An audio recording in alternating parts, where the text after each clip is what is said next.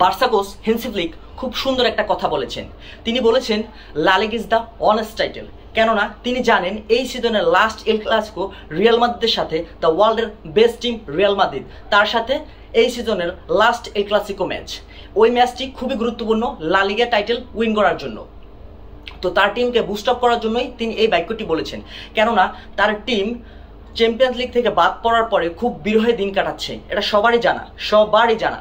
তো এই কথাটি যারা বোঝা যাচ্ছে রিয়াল মাদ্রিদকে এখনও তার এই ভঙ্গুর রিয়াল মাদ্রিদকে, যে ইনজুরিতে জর্জরিত রিয়াল মাদ্রিদকে এখনও তারা কি পরিমাণে ভয় পাচ্ছে, খুবই খুবই খুবই হাস্যকর একটা বিষয়।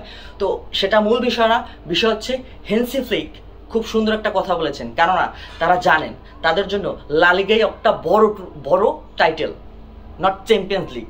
চ্যাম্পিয়ন্স লিগে তারা কিছুই করতে পারে না। তো বললাম না, তো বিষয় হচ্ছে ওটাই, ওয়ার্ল্ডের বেস্ট ক্লাব রিয়াল মাদ্রিদের সাথে মাঠে নামার আগে তাদের হাঁটু পা সব কাঁপছে।